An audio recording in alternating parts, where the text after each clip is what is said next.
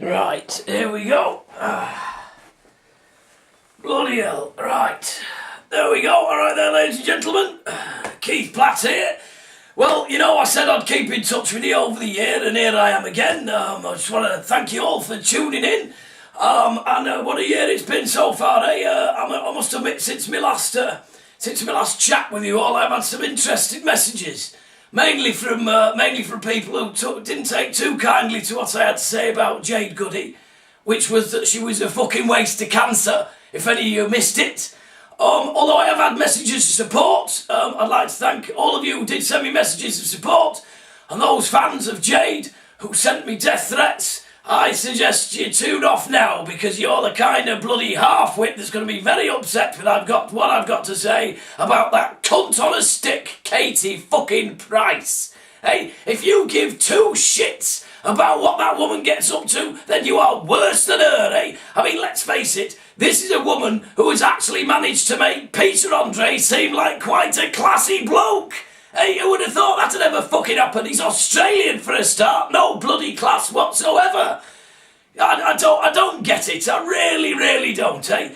TV programmes like What Katie Does Next, yeah? Well, her next TV programme's going to be called Katie Shags a Load of Chavs. Hey, how'd you like that, Katie Price fans, you bloody idiots?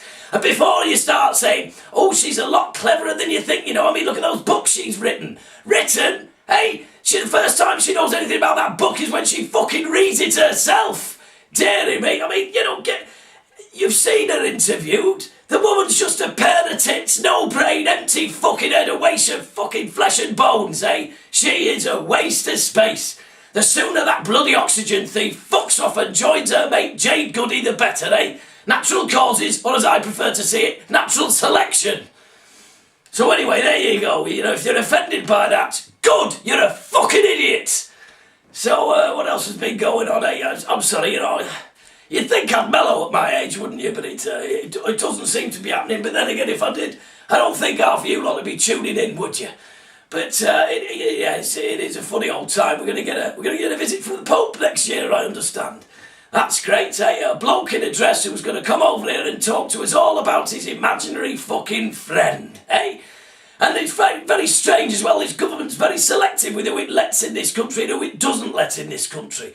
Because at the moment, there's quite a lot of preachers not getting allowed in this country for preaching hate and intolerance. Funny that when the Pope seems to think that homosexuality, sorry, not heterosexuality, he thinks that's quite popular.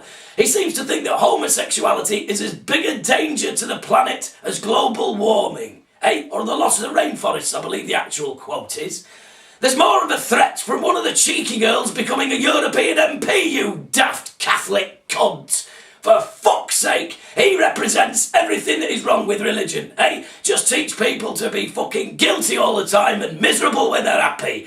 On your knees, that's where bloody religion wants you, and especially Catholicism, eh? No, you're not allowed contraception, eh? Just get sexual diseases and die and have unwanted children. Brilliant. Meanwhile, this head of the bloody church is over here in the Vatican City. Oh, he's got hundreds of pedo priests he's protecting from various police forces around the world, eh? I wonder what God has got to say about that if he fucking existed, eh? If you're a Catholic and you're watching this, you should be bloody ashamed. You really should.